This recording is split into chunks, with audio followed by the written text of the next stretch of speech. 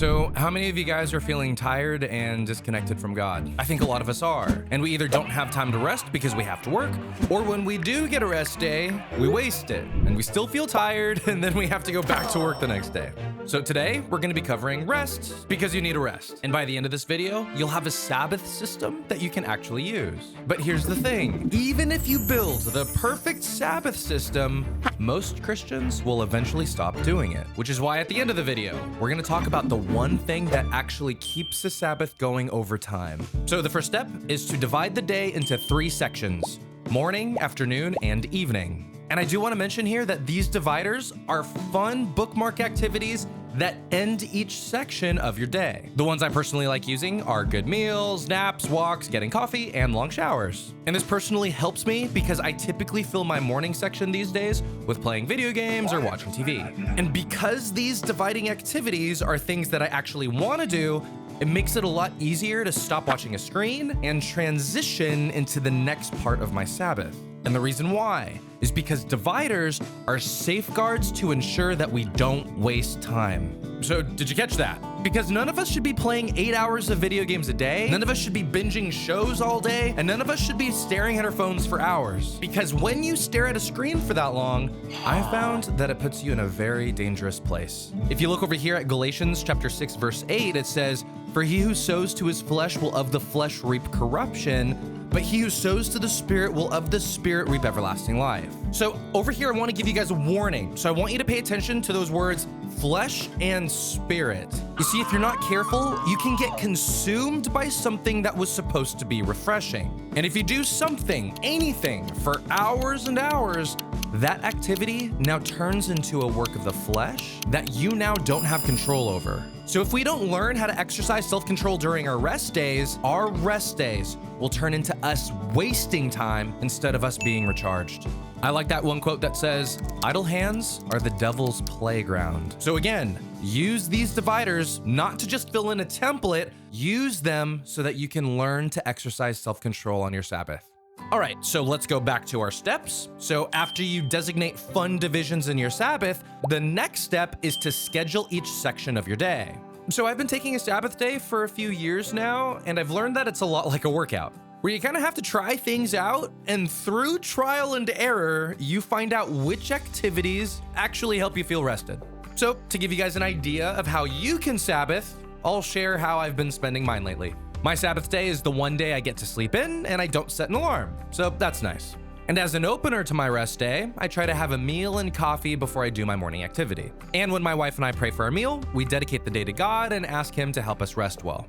So after breakfast, my morning section has lately been filled with either video games or watching Netflix. And after about a couple of hours of that, I'll use a divider activity. And I'll either go for a walk, take a nap, or take a long shower.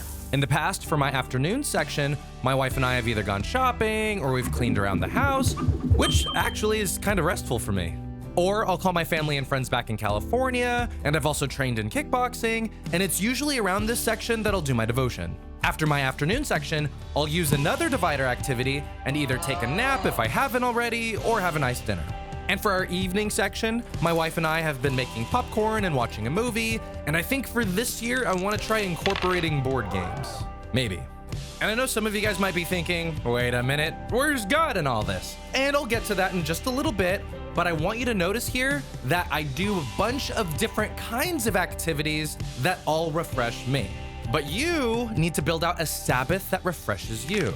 If you look at Psalm chapter 139, verse 14, David says, "I will praise you, for I am fearfully and wonderfully made."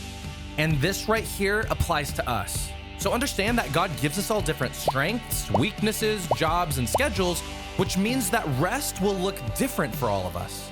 So for you, you may want to schedule activities like reading, swimming, playing an instrument, or drawing, or cooking, or hiking, or going outdoors, or going to a coffee shop, or shopping. I don't know. And odds are you may not know either, which is okay. But as you schedule things, try to answer this question. What do you think will make your heart, soul, mind, and body feel refreshed? And as you figure that out, go ahead and schedule them into the different sections of your Sabbath day. All right, so now that we divided the day and scheduled each section, now it's time to bring God in. So looking at our template again, we have an opener, the morning section, a divider, the afternoon section, another divider, and the evening section. And the goal for this step is to bring God into all 6 of these parts. And as stressful as that may seem, believe it or not, there's actually an easy way to do this. And you just thank God for everything that you do. For me, my Sabbath day is honestly just an unending prayer of gratitude. I wake up late and thank God for the extra hours of sleep I get. And then I thank him for the video games I get to play and the shows that I get to watch. Essentially, before, during, or after any activity, I'll thank God. And honestly, that's about it. What I don't want to do is to create this big, huge list of things that you need to do on your Sabbath day. Because honestly, the day's pretty simple. On this day, God really just wants you to rest and learn to trust him. And if you try to have a Sabbath, try to remember Colossians 3:23, because should you rest, you should do it for God. All right, so I know some of you guys might be wondering what this little guy is, and we're gonna cover that now. You see, these 3 steps and this template essentially covers how to have a good Sabbath, but there's one thing that can sabotage everything and make everything that we just covered worthless. And it's having a strong enough why. You see, if you don't have a strong enough reason on why you're doing a Sabbath, one of 2 things will happen. And you'll either not Sabbath because you have more important things to do, or your Sabbath, which was supposed to be a day for you to connect to God, gets reduced to being a day full of just hobbies. I honestly think that keeping the Sabbath is the one commandment in the 10 commandments that most Christians don't care about keeping. I mean, if you saw me brutally murder someone, all of you would call 911, or at least you should.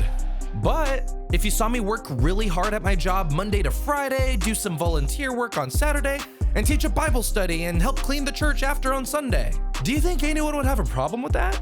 Well, for some reason, I think God would. In fact, if you look at the 10 commandments, why is it that honoring the Sabbath is commandment number 4, but murder is number 6, sleeping with someone else's spouse is number 7, and theft is number 8?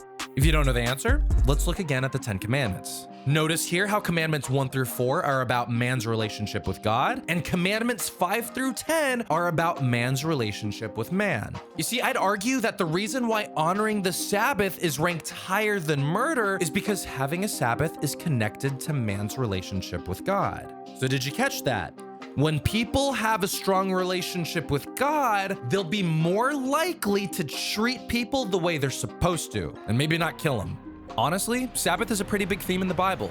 God chose to model rest for us after he created everything in Genesis chapter 1 and 2. And then he made his example a commandment in Exodus chapter 20. And Israel even got punished for not keeping the Sabbath. And you can read that in Jeremiah chapter 17. So all that to say, I can't give you your specific reason or purpose for keeping the Sabbath, but if I tried, I'd have you look at Matthew chapter 22, verses 37 to 40. Because here it says, you shall love the Lord your God with all your heart, with all your soul, and with all your mind. You see, if your reason for doing a Sabbath day is all about you, I'd say it'll only be a matter of time before you stop and you get tired all over again. But when you make your reason for resting about loving God and connecting to God, you'll have greater access to the peace that only he can give you. Okay? So here's a nice screenshot for you guys that shows the Sabbath system, and we put links in the description below where you can download a clean version to fill out yourself. To close, if you guys do start implementing a regular Sabbath, make sure you guard it. Personally, I don't schedule any work or ministry meetings on this day, and the reason why is because I try to make the focus of this day God and me only doing restful things. And I'd love to hear how you guys do your Sabbath, so let us know in the comments below. So I hope this video helps you. And as you grow in your Sabbath, I hope one thing that also grows is your understanding that Jesus loves you. Hey everyone, thank you again so much for watching. And if you haven't already, please don't forget to like, subscribe, and click the notification bell. That's right. And if you want to take it a step further, you can become a member and support the work that we're doing here at Impact. Check it out. Yes. If you guys didn't know already, if you look at our description, it actually has all of the artists that actually made our whiteboard videos. And they also have work outside of Impact. So I'd encourage you guys to look at their links and support them. God bless. God bless, guys.